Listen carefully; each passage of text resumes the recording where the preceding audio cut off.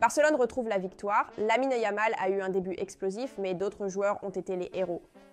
Fermin Lopez et Marcus Rashford sont les clés du Barça lors de la 11e journée de La Liga contre Elche.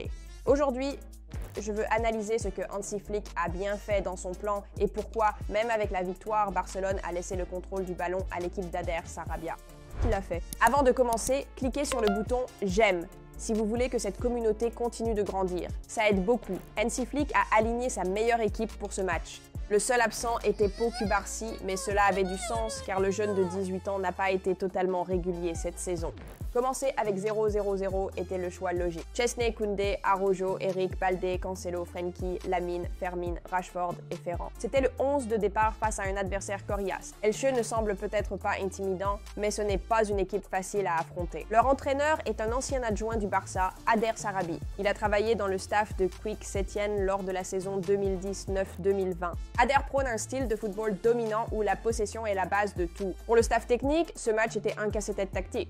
Devait-il essayer de dominer la possession ou laisser le ballon à Elche et jouer en contre? Flick a décidé de faire les deux. Il voulait garder le contrôle grâce aux passes vers l'avant de Frenkie et sa capacité à casser les lignes, mais comptait aussi sur des transitions rapides menées par les 4 attaquants. Les 2 premiers buts sont venus des erreurs d'Elche lors des transitions défense-attaque. À la 9e minute, le pressing du Barça a porté ses fruits. Rashford et Baldi ont détruit les adversaires sur le flanc. Et Alejandro a adressé la passe parfaite à la main, que Yamal a conclu avec assurance. La frappe était imparable, 1-0. 2 minutes plus tard, Fermin a profité d'une nouvelle erreur adverse et a servi Ferran pour conclure dans le but vide. 2-0. Ces 3 minutes ont décidé du match. La performance de Fermin s'est distinguée. Sa vitesse, sa prise de décision et le timing de ses courses depuis le milieu de terrain étaient exactement ce qu'il fallait à Barcelone. Autre détail tactique important, parfois Frenkie et Fermin jouaient comme milieux intérieurs, offrant une option créative sans Pedri. Cela a permis de répartir la charge créative entre les deux joueurs, puisque les adversaires mettent généralement beaucoup d'efforts à neutraliser Frenkie. Frenkie de Jong a réalisé un match fantastique. Il a réussi 45 de ses 50 passes avec un taux de réussite de 90%, a créé 2 occasions, dont une très importante. Il a réussi tous ses dribbles, a effectué 3 passes longues précises sur 4 et n'a pas perdu le ballon une seule fois. En plus de cela, il a réussi 4 tacles, 5 récupérations, 2 interceptions et a remporté 8 duels sur 9. Premier à défendre, premier à attaquer, relance depuis l'arrière, récupération du ballon. Frenkie de Jong, un milieu de terrain complet. N'oubliez pas cette passe pour Ferran qui a failli porter le score à 3-1. Cela paraît simple, mais c'est là tout le génie de Frenkie. Il voit des passes et des espaces que les autres ne voient pas. Prolonger son contrat est l'une des meilleures nouvelles de ces derniers temps. À bien des égards, il a été la pièce maîtresse du plan de Flick. C'est lui qui a assumé la tâche la plus difficile, briser le pressing haut d'Elche. À maintes reprises, De Jong a porté le ballon vers l'avant dans des espaces restreints et a aidé l'équipe à sortir de la pression. Après le match, Hansi Flick ne semblait pas du tout contrarié. Il n'a pas insisté pour presser haut pendant les 90 minutes, ce qui est une bonne nouvelle. Cela montre que l'équipe a adopté une approche plus réaliste cette saison, surtout avec autant de blessures et de joueurs pas encore à 100%.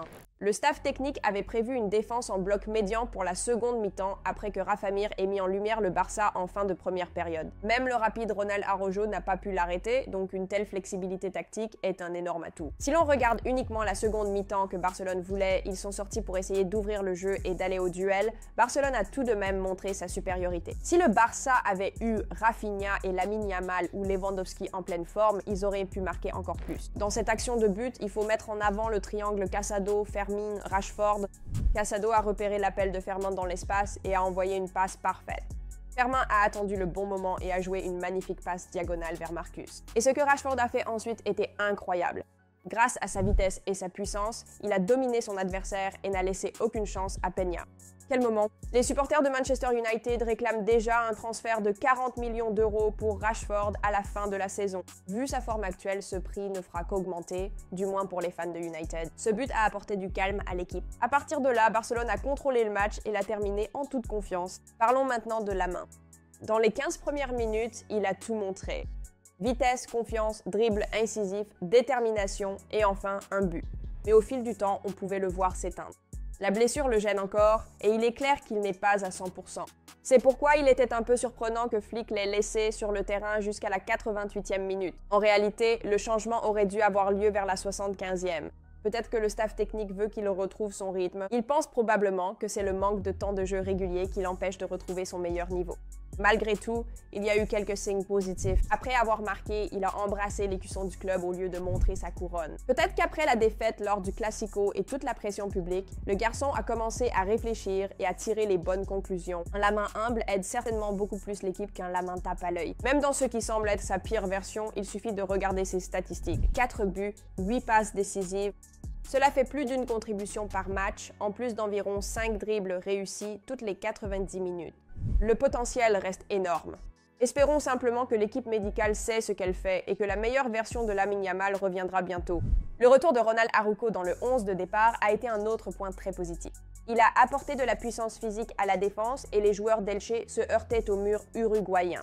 À part une erreur sur le but encaissé, sa performance a été solide dans l'ensemble et il semble prêt à jouer plus de minutes. Alejandro Balde a aussi été un facteur majeur dans cette victoire. Il a probablement fait le plus de récupération et joué un rôle énorme dans les transitions, créant constamment un avantage dans le dernier tiers du terrain.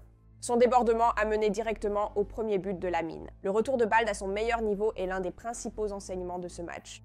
Marcus Rashford a peut-être été nommé homme du match, mais de nombreux fans du Barça ont désigné un autre héros, Fermín López. 2 passes décisives, des déplacements incessants, un pressing inlassable et des contre-attaques tranchants. Il est difficile d'imaginer cette équipe fonctionner sans lui. Si Chelsea a vraiment proposé 70 millions pour lui l'été dernier, le club aurait pu y réfléchir, mais il est toujours à Barcelone, et espérons-le pour très longtemps. Ses progrès ont été remarquables. Il y a 2 ans, sous Xavi, Fermín n'était qu'un jeune joueur qui montrait des éclairs de talent.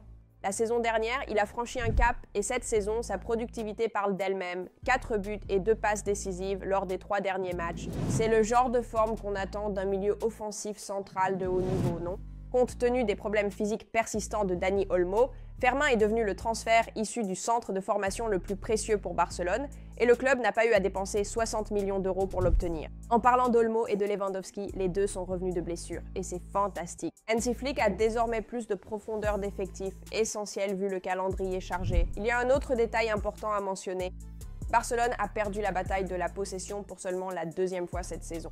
Le premier était contre le PSG et ce match s'est soldé par une défaite. Cette fois, l'approche était plus intelligente, laissant à Elche la possession du ballon et privilégiant l'efficacité. C'est clairement un signe de maturité. Quand Barcelone compte autant d'absences et de joueurs qui ne sont pas à 100%, pourquoi laisser des espaces à ses rivaux et exposer ses faiblesses au monde entier? Barcelone, 49% de possession, Elche, 50 et 1 an. 83% de précision de passe sous haute pression. Mais le score, 3-1. Cela vous pose un problème? Exactement. Cette équipe peut obtenir des résultats même dans une version limitée. Voilà la bonne nouvelle. La première moitié de saison ne sera pas facile, mais si après la trêve hivernale, ils récupèrent tous leurs joueurs en pleine forme, y compris Gavi et Ter Stegen, ils disposeront de l'effectif optimal pour relever tous les défis. Et ce fut ainsi une nouvelle victoire, un nouveau pas en avant. Barcelone retrouve peu à peu sa stabilité. Flick commence à trouver le bon équilibre, Frenkie contrôle le rythme, Fermín crée, Rashford marque, et Lamine rappelle à tout le monde que sa meilleure version est en chemin. Ce n'est pas encore le Barça parfait, mais c'est une équipe qui apprend à gagner avec ce qu'elle a. Cela montre déjà de la maturité. Connaître ses faiblesses et savoir les dissimuler, c'est ce qui distingue les bonnes équipes des grandes. Culé, si cette analyse vous a apporté un peu de clarté ou de joie après le match, laissez un like. Cela aide la chaîne à grandir et permet de continuer à proposer du contenu. Abonnez-vous pour ne rien manquer des analyses, coulisses et réflexions sur chaque match. Pour ceux qui veulent explorer le jeu en profondeur et suivre chaque statistique, but, passe décisive ou XG, téléchargez l'application Barcelona Live. Il y a tout ce qu'un fan souhaite, actualité, statistiques, analyse et suivi des matchs en direct. Le lien se trouve dans un commentaire épinglé au revoir.